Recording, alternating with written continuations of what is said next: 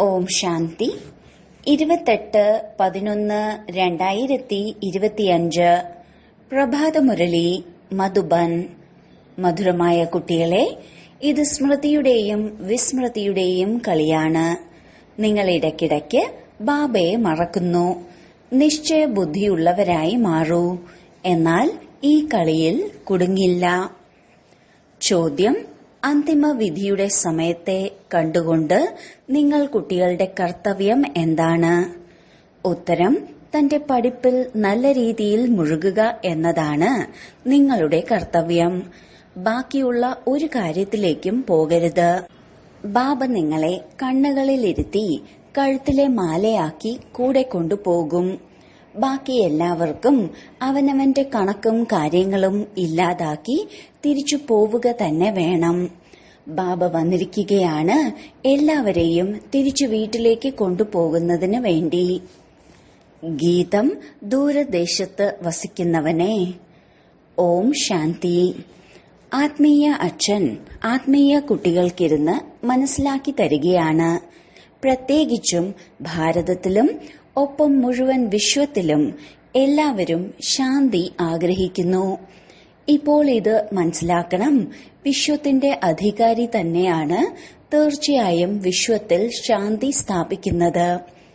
വിശ്വത്തിൽ ശാന്തി വ്യാപിപ്പിക്കുന്നതിന് വേണ്ടി ഗോഡ് ഫാദറെ തന്നെയാണ് വിളിക്കേണ്ടത്. പാവങ്ങൾക്ക് ആരെയാണ് വിളിക്കേണ്ടതെന്ന് പോലും അറിയില്ല. മുഴുവൻ വിശ്വത്തിന്റെയും കാര്യമല്ലേ? മുഴുവൻ വിശ്വത്തിലും ശാന്തി ആഗ്രഹിക്കുന്നുണ്ട്. ഇപ്പോൾ ശാന്തിയുടെ ധാമം വേറെയാണ്. എവിടെയാണോ ബാബയും നിങ്ങൾ ആത്മാക്കളും വസിക്കുന്നത്. ഇതും പരിധിയില്ലാത്ത ബാബ തന്നെയാണ് മനസ്സിലാക്കി തരുന്നത്. ഇപ്പോൾ ഈ ലോകത്താണെങ്കിൽ ഒരുപാട് മനുഷ്യരാണ്. ഒരുപാട് ധർമ്മങ്ങളുണ്ട്. പറയുന്നുണ്ട്, ഒരു ധർമ്മമായെങ്കിൽ ശാന്തിയുണ്ടായേനെ. എല്ലാ ധർമ്മങ്ങളിലുള്ളവരും ചേർന്ന് ഒന്നാകാൻ സാധിക്കില്ല. ത്രിമൂർത്തിയുടെ മഹിമയുമുണ്ട്. ഒരുപാട് ത്രിമൂർത്തിയുടെ ചിത്രവും വയ്ക്കുന്നുണ്ട്. ബ്രഹ്മാവിലൂടെ സ്ഥാപനയെന്നും അറിയാം. ആരുടെ? വെറും ശാന്തിയുടേതായിരിക്കില്ലല്ലോ. ശാന്തിയുടെയും സുഖത്തിന്റെയും സ്ഥാപന ഉണ്ടാകുന്നു. ഈ ഭാരതത്തിൽ തന്നെയാണ് 5000 വർഷം മുൻപ് എപ്പോഴാണോ ഇവരുടെ രാജ്യമുണ്ടായിരുന്നത്, അപ്പോൾ തീർച്ചയായും ബാക്കി എല്ലാ ജീവാത്മാക്കളും ശരീരം ഉപേക്ഷിച്ച് തന്റെ വീട്ടിലേക്ക് പോയിട്ടുണ്ടായിരിക്കും. ഇപ്പോൾ ഒരു ധർമ്മം, ഒരു ജാതി, ഒരു ഭാഷയാണ് ആഗ്രഹിക്കുന്നത്. ഇപ്പോൾ നിങ്ങൾ കുട്ടികൾക്കറിയാം, ബാബ ശാന്തിയുടെയും സുഖത്തിന്റെയും സമ്പത്തിന്റെയും സ്ഥാപന നടത്തുകയാണ്. ഒരു രാജ്യവും തീർച്ചയായും ഇവിടെ തന്നെ ആയിരിക്കുമല്ലോ. ഒരു രാജ്യത്തിന്റെ സ്ഥാപന നടന്നുകൊണ്ടിരിക്കുകയാണ്. ഇതൊരു പുതിയ കാര്യമൊന്നുമല്ല. ഒരുപാട് തവണ ഒരു രാജ്യം സ്ഥാപിക്കപ്പെട്ടിട്ടുണ്ട്. പിന്നീട് അനേക ധർമ്മത്തിന്റെ വൃദ്ധി ഉണ്ടായി വൃക്ഷം വലുതാകുന്നു. പിന്നീട് ബാബയ്ക്ക് വരേണ്ടി വരുന്നു. ആത്മാവ് തന്നെയാണ് കേൾക്കുന്നത്, പഠിക്കുന്നത്. ആത്മാവിൽ തന്നെയാണ് സംസ്കാരമുള്ളത്. നമ്മൾ ആത്മാക്കൾ വ്യത്യസ്തമായ ശരീരം ധാരണ ചെയ്യുന്നു. കുട്ടികൾക്ക് ഈ നിശ്ചയബുദ്ധി ആകുന്നതിനും ഒരുപാട് പരിശ്രമമുണ്ട്. ഇടയ്ക്കിടയ്ക്ക് മറന്നു പോകാറുണ്ടെന്ന് പറയാറുണ്ട്. ബാബ മനസ്സിലാക്കി തരുന്നു, ഈ കളി സ്മൃതിയുടെയും വിസ്മൃതിയുടെയും ആണ്. ഇതിൽ നിങ്ങൾ കുടുങ്ങിയതുപോലെയാണ്. നമ്മൾ നമ്മുടെ വീട്ടിലേക്ക് അഥവാ രാജധാനിയിലേക്ക് എങ്ങനെ പോകുമെന്നറിയില്ല. ഇപ്പോൾ ബാബ മനസ്സിലാക്കി തന്നു കഴിഞ്ഞു. മുൻപ് ഒന്നും അറിയില്ലായിരുന്നു. ആത്മാവ് എത്ര കല്ലുബുദ്ധിയായാണ് മാറുന്നത്. ഭാരതത്തിൽ തന്നെയാണ് കല്ലുബുദ്ധികളെന്നും പവിഴബുദ്ധികളെന്നും മഹിമയുള്ളത്. കല്ലുബുദ്ധികളായ രാജാക്കന്മാരും പവിഴബുദ്ധികളായ രാജാക്കന്മാരും ഇവിടെ തന്നെയാണ് ഉള്ളത്. പവിഴനാഥന്റെ ക്ഷേത്രവുമുണ്ട്. ഇപ്പോൾ നിങ്ങൾ കുട്ടികൾക്കറിയാം, നമ്മൾ ആത്മാക്കൾ എവിടെ നിന്നാണ് പാർട്ട് അഭിനയിക്കാൻ വന്നിരിക്കുന്നത് എന്ന്. മുൻപാണെങ്കിൽ ഒന്നും അറിയില്ലായിരുന്നു. ഇതിനെയാണ് മുള്ളുകളുടെ കാടെന്ന് പറയുന്നത്. ഈ മുഴുവൻ ലോകവും മുള്ളുകളുടെ കാടാണ്. പൂക്കളുടെ പൂന്തോട്ടത്തിന് തീ പിടിച്ചു ഇങ്ങനെ എവിടെയും കേട്ടിട്ടുണ്ടാവില്ല. എപ്പോഴും കാടിനാണ് തീ പിടിക്കുന്നത്. ഇതും കാടാണ്. ഇതിനും തീർച്ചയായും തീ പിടിക്കണം. വൈക്കോൽ കൂനയ്ക്ക് തീ പിടിക്കുക തന്നെ വേണം. ഈ മുഴുവൻ ലോകത്തെയുമാണ് വൈക്കോൽ കൂന എന്ന് പറയുന്നത്. ഇപ്പോൾ നിങ്ങൾ കുട്ടികൾ ബാബയെ മനസ്സിലാക്കി കഴിഞ്ഞു. സന്മുഖത്തിരിക്കുകയാണ്. എങ്ങനെയാണോ പാടിയിട്ടുണ്ടായിരുന്നത് അങ്ങയുടെ കൂടെ തന്നെ ഇരിക്കും. ഇതെല്ലാം നടന്നുകൊണ്ടിരിക്കുകയാണ്. ഭഗവാന്റെ വാക്കുകൾ തീർച്ചയായും പഠിക്കുമല്ലോ. ഭഗവാനുവാച കുട്ടികളെ പ്രതി തന്നെ ആയിരിക്കുമല്ലോ. നിങ്ങൾക്കറിയാം ഭഗവാനാണ് പഠിപ്പിക്കുന്നത്. ഭഗവാൻ ആരാണ്? നിരാകാരനായ ശിവനെ മാത്രമേ പറയുകയുള്ളൂ. ഭഗവാനാകുന്ന ശിവന്റെ പൂജയും ഇവിടെയാണ് ഉണ്ടാകുന്നത്. സത്യുഗത്തിൽ പൂജയും മുതലായവയൊന്നും ഉണ്ടാകുന്നില്ല. ഓർമ്മിക്കുന്നു പോലുമില്ല. ഭക്തർക്ക് സത്യുഗത്തിന്റെ രാജധാനിയുടെ ഫലം ലഭിക്കുന്നു. നിങ്ങൾ മനസ്സിലാക്കുന്നു നമ്മളാണ് ഏറ്റവുമധികം ഭക്തി ചെയ്തിട്ടുള്ളത്. അതിനാൽ നമ്മളാണ് ആദ്യമാദ്യം ബാബയുടെ അടുത്തേക്ക് വന്നത്. പിന്നീട് നമ്മൾ തന്നെ രാജധാനിയിലേക്ക് വരും. അതിനാൽ കുട്ടികൾക്ക് പുതിയ ലോകത്തിൽ ഉയർന്ന പദവി പ്രാപ്തമാക്കാൻ വേണ്ടി പൂർണ്ണ പുരുഷാർത്ഥം ചെയ്യണം. കുട്ടികൾക്ക് ആഗ്രഹമുണ്ട് നമ്മൾക്കിപ്പോൾ പെട്ടെന്ന് തന്നെ പുതിയ വീട്ടിലേക്ക് പോകണം. തുടക്കത്തിൽ തന്നെ പുതിയ വീടായിരിക്കും. പിന്നീട് പഴയതായിക്കൊണ്ടേയിരിക്കും. വീട്ടിൽ കുട്ടികളുടെ അഭിവൃദ്ധി ഉണ്ടായിക്കൊണ്ടിരിക്കും. മക്കളും പേരക്കുട്ടികളും പേരക്കുട്ടികളുടെയും കുട്ടികളെല്ലാം പഴയ വീട്ടിലേ വരികയുള്ളൂ. പറയും ഇതെന്റെ മുത്തച്ഛന്റെ അച്ഛന്റെ വീടാണെന്ന്. പിന്നാലെ വരുന്നവരും ഒരുപാടുണ്ടായിരിക്കുമല്ലോ. എത്രത്തോളം തീവ്രമായി പുരുഷാർത്ഥം ചെയ്യുന്നുവോ അത്രത്തോളം പുതിയ വീട്ടിലേക്ക് വരും. പുരുഷാർത്ഥത്തിനുള്ള യുക്തി ബാബ വളരെ സഹജമായാണ് മനസ്സിലാക്കി തരുന്നത്. ഭക്തിയിലും പുരുഷാർത്ഥം ചെയ്യാറുണ്ടല്ലോ. ഒരുപാട് ഭക്തി ചെയ്യുന്നവരുടെ പേര് പ്രശസ്തമാകാറുണ്ടല്ലോ. പല ഭക്തരുടെ സ്റ്റാമ്പും ഇറക്കാറുണ്ട്. ജ്ഞാനത്തിന്റെ മാലയെക്കുറിച്ച് ആർക്കും അറിയില്ല. ആദ്യം ജ്ഞാനമാണ്, പിന്നീടാണ് ഭക്തി. ഇത് നിങ്ങൾ കുട്ടികളുടെ ബുദ്ധിയിലുണ്ട്. പകുതി സമയമാണ് ജ്ഞാനം, സത്യുഗം, ത്രേതായുഗം. ഇപ്പോൾ നിങ്ങൾ എത്ര നോളജ്ഫുള്ളായി മാറുകയാണ്. ടീച്ചർ എപ്പോഴും പൂർണ്ണ നോളജ് ഉള്ളവരായിരിക്കും. വിദ്യാർത്ഥികൾ നമ്പർ വൈസായാണ് മാർക്ക് വാങ്ങുന്നത്. ഇതാണ് പരിധിയില്ലാത്ത ടീച്ചർ. നിങ്ങളാണ് പരിധിയില്ലാത്ത വിദ്യാർത്ഥികൾ. വിദ്യാർത്ഥികൾ നമ്പർ വൈസായാണ് പാസ്സാകുന്നത്. ഏതുപോലെയാണോ കൽപ്പം മുൻപും ആയിരുന്നത്. ബാബ മനസ്സിലാക്കി തരുന്നു നിങ്ങൾ തന്നെയാണ് 84 ജന്മങ്ങൾ എടുത്തത്. 84 ജന്മങ്ങളിൽ 84 ടീച്ചർമാരുണ്ടായിരിക്കും. പുനർജന്മങ്ങൾ തീർച്ചയായും എടുക്കുക തന്നെ വേണം. ആദ്യം തീർച്ചയായും സതോ പ്രധാന ലോകമായിരിക്കും. പിന്നീടാണ് പഴയതും തമോ പ്രധാന ലോകമായി മാറുന്നത്. മനുഷ്യരും തമോ പ്രധാനമായിരിക്കുമല്ലോ. വൃക്ഷവും ആദ്യം പുതിയതും സതോ പ്രധാനവുമായിരിക്കും. പുതിയ ഇലകൾ വളരെ നല്ലതായിരിക്കും. ഇതാണെങ്കിൽ പരിധിയില്ലാത്ത വൃക്ഷമാണ്. ഒരുപാട് ധർമ്മങ്ങളുണ്ട്. നിങ്ങളുടെ ബുദ്ധി ഇപ്പോൾ പരിധിയില്ലാത്തതിലേക്ക് പോകും. എത്ര വലിയ വൃക്ഷമാണ്. ആദ്യം ആദി സനാതന ദേവീദേവതാ ധർമ്മം തന്നെ ആയിരിക്കും. പിന്നീട് വ്യത്യസ്ത ധർമ്മങ്ങൾ വരും. നിങ്ങൾ തന്നെയാണ് 84 വ്യത്യസ്തമായ ജന്മങ്ങൾ എടുത്തത്. അതും അവിനാശിയാണ്. നിങ്ങൾക്കറിയാം കൽപ്പകൽപ്പം 84ന്റെ ചക്രം നമ്മൾ കറങ്ങിക്കൊണ്ടേയിരിക്കുന്നു.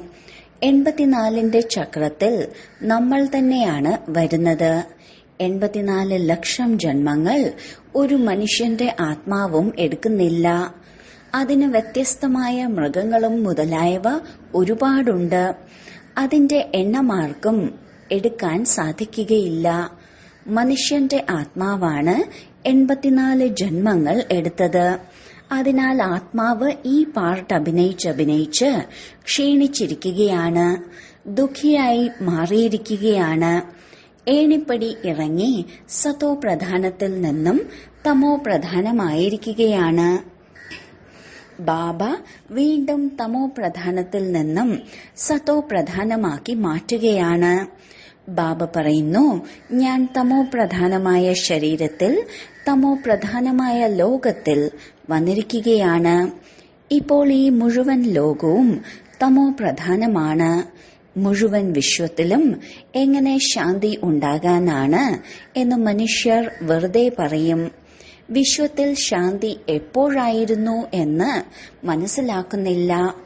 ബാബ പറയുന്നു, നിങ്ങളുടെ വീട്ടിൽ ചിത്രങ്ങൾ വെച്ചിട്ടുണ്ടല്ലോ. ഇവരുടെ രാജ്യമുണ്ടായിരുന്നപ്പോൾ മുഴുവൻ വിശ്വത്തിൽ ശാന്തിയുണ്ടായിരുന്നു. അതിനെയാണ് സ്വർഗമെന്ന് പറയുന്നത്. പുതിയ ലോകത്തെ തന്നെയാണ് സ്വർഗം അഥവാ സ്വർണിമ യുഗമെന്ന് പറയുന്നത്. ഇപ്പോൾ ഈ പഴയ ലോകം പരിവർത്തനപ്പെടണം. ആ രാജധാനിയാണ് സ്ഥാപിക്കപ്പെടുന്നത്. വിശ്വത്തിൽ ഇവരുടെ തന്നെയാണ് രാജ്യം ഉണ്ടായിരുന്നത്. ലക്ഷ്മി നാരായണന്റെ ക്ഷേത്രത്തിൽ ഒരുപാട് മനുഷ്യർ പോകുന്നുണ്ട്. ഇതാരുടെയും ബുദ്ധിയിലില്ല, ഇവർ തന്നെയായിരുന്നു വിശ്വത്തിന്റെ അധികാരികൾ എന്ന്. ഇവരുടെ രാജ്യത്തിൽ തീർച്ചയായും സുഖവും ശാന്തിയും ഉണ്ടായിരുന്നു. 5000 വർഷത്തിന്റെ കാര്യമാണ്. എപ്പോഴാണോ ഇവരുടെ രാജ്യം ഉണ്ടായിരുന്നത്. പകുതി കൽപ്പത്തിന് ശേഷം പഴയ ലോകമെന്ന് പറയും. അതുകൊണ്ടാണ് ജോലിക്കാർ കണക്ക് പുസ്തകത്തിൽ സ്വസ്തിക വരയ്ക്കുന്നത്. അതിന്റെയും അർത്ഥമുണ്ടല്ലോ. അവരാണെങ്കിൽ ഗണപതിയെയാണ് പറയുന്നത്. ഗണപതിയെ പിന്നീട് വിഘ്ന വിനാശക ദേവതയാണെന്ന് മനസ്സിലാക്കുന്നു. സ്വസ്തികയിൽ പൂർണമായും 4 ഭാഗങ്ങളുണ്ട്. ഇതെല്ലാം ഭക്തി മാർഗമാണ്. ഇപ്പോൾ ദീപാവലി ആഘോഷിക്കുന്നുണ്ട്. വാസ്തവത്തിൽ സത്യമായ ദീപാവലി ഓർമ്മയുടെ യാത്ര തന്നെയാണ്. ഏതിലൂടെയാണോ ആത്മാവിന്റെ ജ്യോതി 21 ജന്മത്തേക്ക് തെളിയുന്നത്. ഒരുപാട് സമ്പാദ്യം ഉണ്ടാകുന്നു. നിങ്ങൾ കുട്ടികൾക്ക് ഒരുപാട് സന്തോഷം ഉണ്ടാകണം. ഇപ്പോൾ പുതിയ ലോകത്തിലേക്ക് വേണ്ടി നിങ്ങളുടെ പുതിയ കണക്ക് തുടങ്ങുകയാണ്.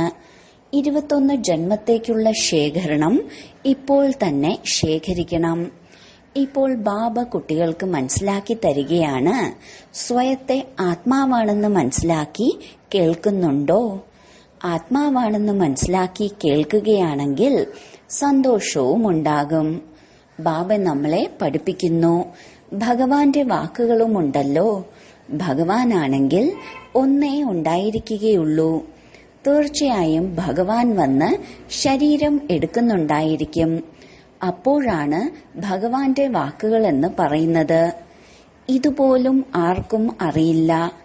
അതുകൊണ്ടാണ് അറിയില്ല എന്ന് പറഞ്ഞ് വന്നിരുന്നത്.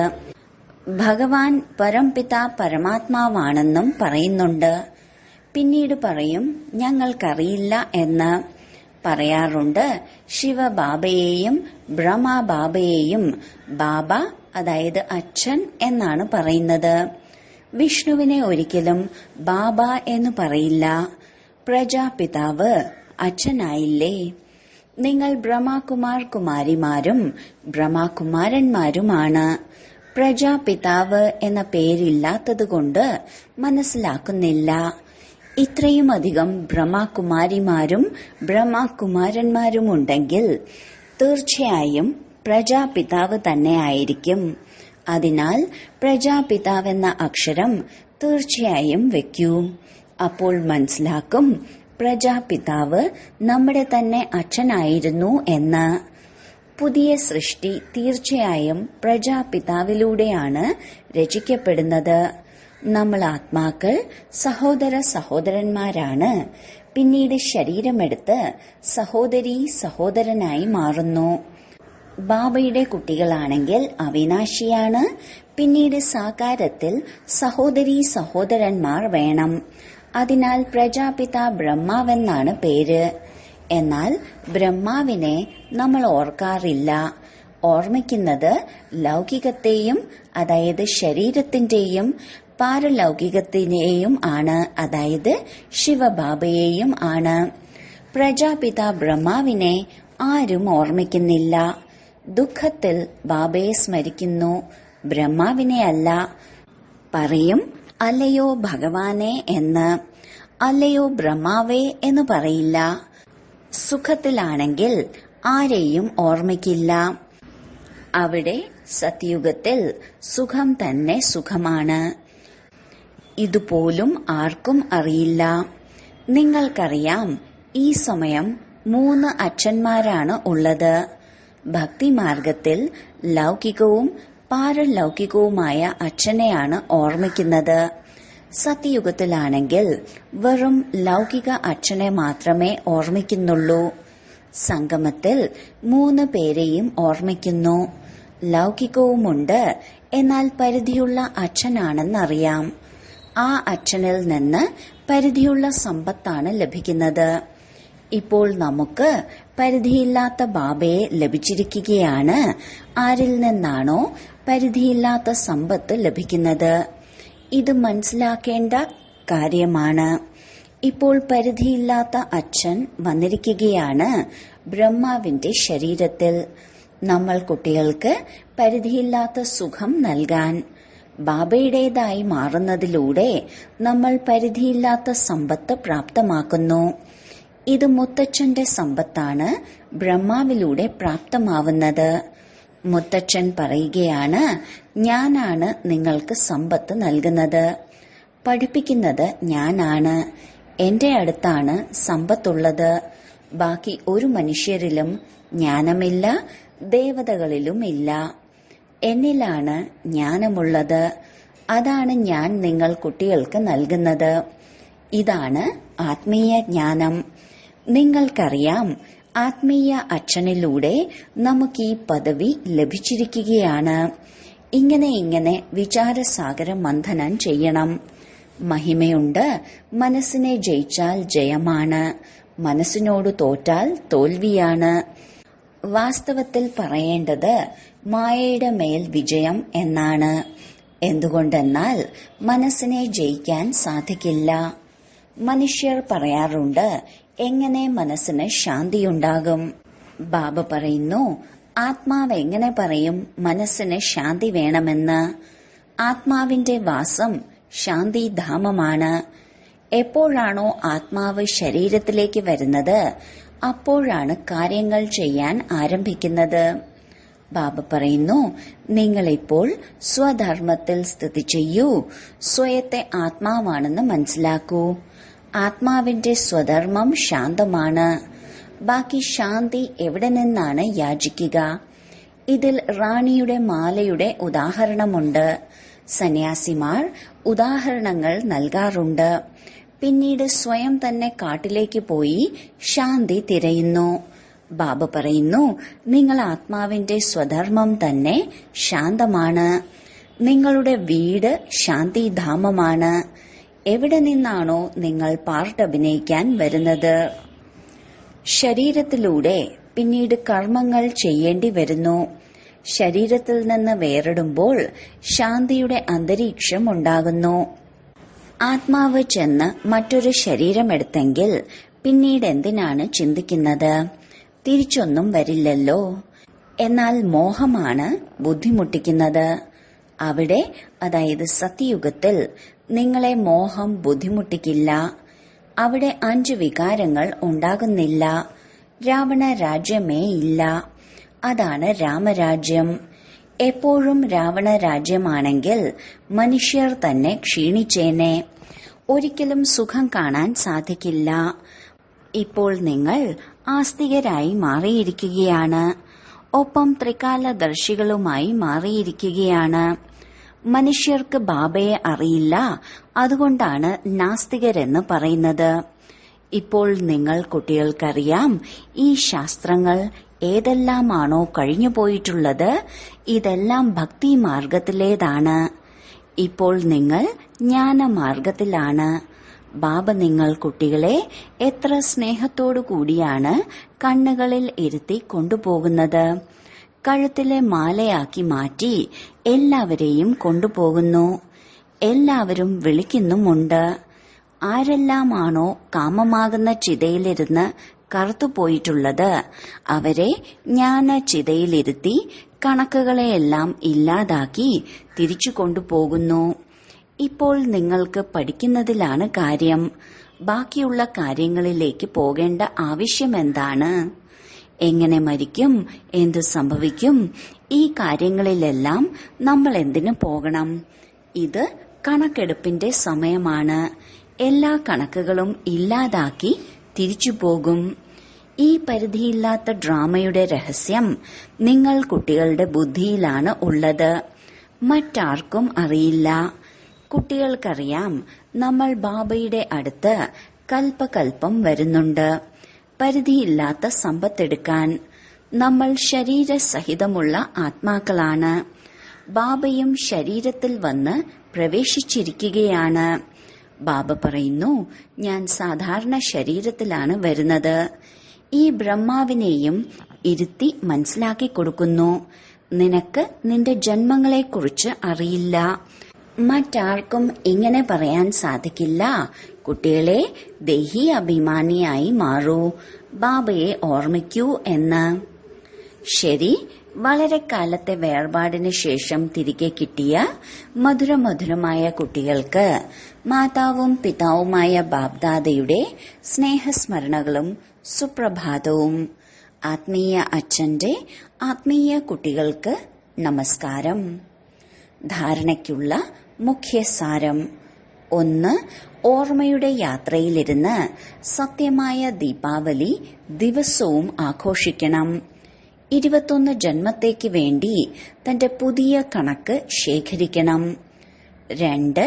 ഡ്രാമയുടെ രഹസ്യം ബുദ്ധിയിൽ വെച്ച് പഠിപ്പിലല്ലാതെ മറ്റൊരു കാര്യത്തിലേക്കും പോകരുത്.